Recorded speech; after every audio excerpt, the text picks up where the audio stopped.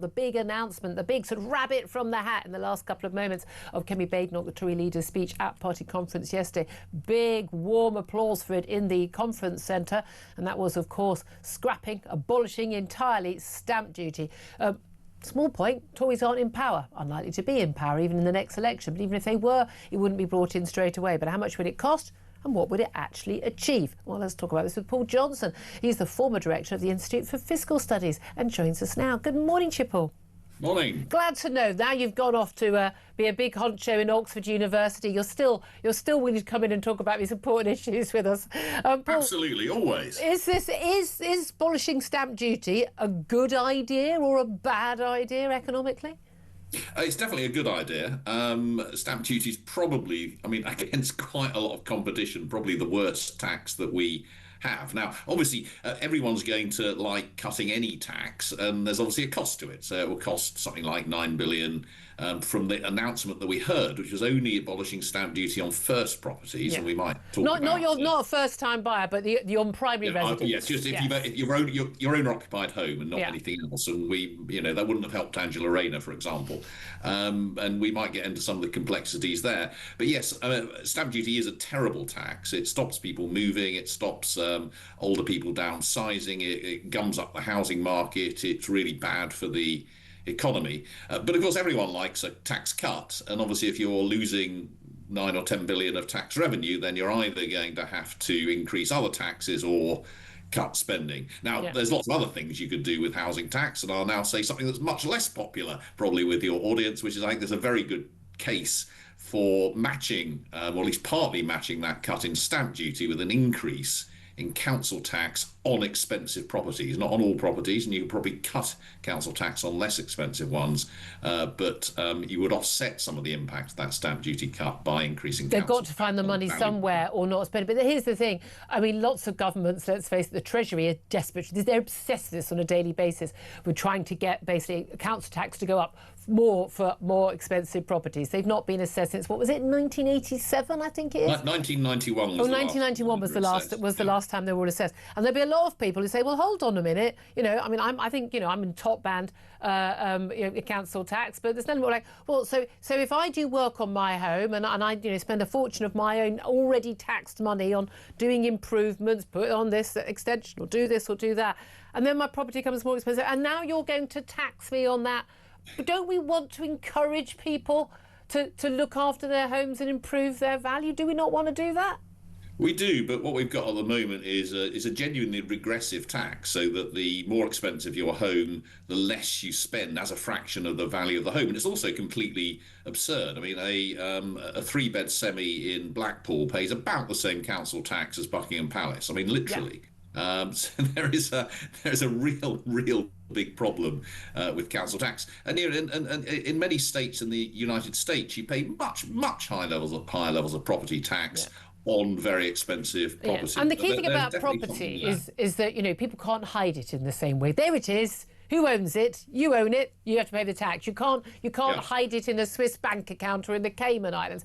But here's the thing: there are a lot of people we know, a lot of particularly elderly women, who live in the family home. It's worth a lot, particularly in London and the South East. And again, this is stamp duty is a non-stop massive issue for people in London and the South East, and not such a big issue outside, simply because of property prices now, that huge competing demand which pushes up those prices.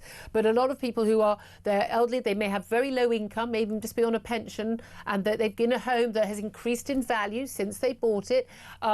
Through no fault or benefit, or hard work of their own, but they're now in a property that would then be, under that idea, would then face much higher taxes, but they don't have the cash to pay that tax. So you're basically saying, well, tough, you're going to have to move out of the family home that you shared with your husband who died last year, and you're going to have to go move somewhere else, possibly away from your family and your friends, out of the home you've raised your family in. Doesn't sound like a very nice thing to do, does it, Paul?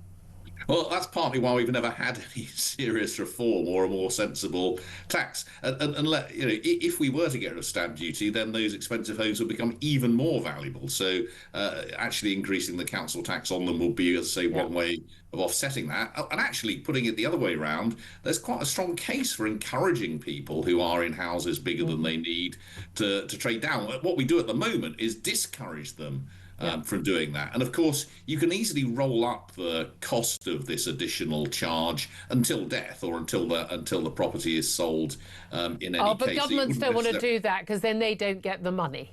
Well, they don't get the money until later, so that would. But they're not in power. Then they don't care. We know short term is one of the biggest problems. Yeah, exactly. But I've seen a lot of people on social media, a lot of people who have clearly never even done economics 101, saying, "Look, this is just a tax that benefits, all the people at Tory Party conference, people who own homes, particularly in London and the South East. It's the rich. A billionaire buying a mansion in central London benefits more than a young couple struggling to buy their first home in Leeds, and this is unfair." But do you agree? No, not really. I mean, partly, as I say, you would want to offset this a bit through council tax, but more generally, you need to see the whole housing market as a sort of continuum. So if people are moving house more, then that's actually benefiting people who are moving up the housing ladder. It's rather like the conversations one has about building new houses and what kind of new houses to build. Even if you build quite big, expensive new houses, that still benefits people further down the chain because it makes it easier for people to move up, and actually forcing sometimes 35% of new properties to be so-called affordable, in other words, council or housing association properties, actually increases the cost for the majority of people compared with the world in which we put them all on the market. Now, clearly that will be more difficult for the very poorest, but the way we do it, actually, both with things like stamp duty and those kinds of and council tax and those kinds of contributions to social housing, all of those actually make life harder for sort of middle-income people looking for to be buying properties in the middle of the distribution. Yeah, and I know so many young people who want to start families and can't afford to because they can't afford the stamp duty on a family home. I mean, it's a massive issue. I know for people I know and their children. The key thing here, though, is, of course, where are you going to get the money from? And as you touched on, Kemi Badenoch also talked about slashing welfare spending. That's one way of finding the money. What do you make of what they've announced so far? Not much detail about how they will actually cut welfare spending, in particular that absolutely exploding number of people on benefits for disability or long-term sickness. Yeah, I think one needs to be very careful here about to be a bit nerdy. What's the counterfactual here? Are they slashing what we're spending now, or are they slashing what we will be spending under current plans in the future? Because if you look back at this government's plans, I mean, there was all of that fuss about their plans to, in inverted commas, cut disability benefits. But what they were actually doing was aiming to slow the growth in disability benefit spending, and even that they couldn't get through Parliament. Now, one assumes that a Conservative government would be able to get cuts through, but the scale of the cuts that they've got wouldn't. Where would you get 47 billion when we know we're going to be spending more on health? Everyone's committed to spending another 36 billion on defence over the next 10 years or so. So do I believe that given current levels of spending, a Conservative government would actually cut 47 billion off that? No, I don't really see that happening. Is there a way of slowing the growth over the next few years? Then yes, that's perhaps more. That's really not going to be good enough, though, is it? That's not going to give you room for these tax cuts. Doesn't touch the size. Paul Johnson, great to talk to you. Do come back on again soon. Former director of the Institute for Fiscal Studies. Benedict Spence, listening to all of that. I mean, basically, we get a load of promises, not in power anyway, but also you're going to pay for it with things like welfare reform and welfare benefit cuts, but it doesn't touch the size. Well, this is one of the things that they found in the US, wasn't it, with Doge, that, there's going to be trillions that you can just magically disappear. It doesn't always work like that. But of course, the key thing with all of this is, okay, you can try to shrink the size of the budget, fine. The thing that provides the wealth in the first place is creating wealth, and that's, I think, the bigger pie. That's a much more important thing. It sounds really good to say we're going to get tough on benefit scroungers or donkeys. Well, having those people not claiming benefits and seeking jobs, that helps other people create wealth because they can employ them. It is important, but the main thing that you need to go for is growth, and that does mean things like energy prices coming down. And this is where stamp duty does help because it gets the housing market moving again. It's not just about the take in the short term; it's about the broader long-term vision. Exactly. And that's what we haven't had for too long. We've been happy for the state to pick up the tab for all sorts of things and not actually pay attention to where does the money come from in the first place?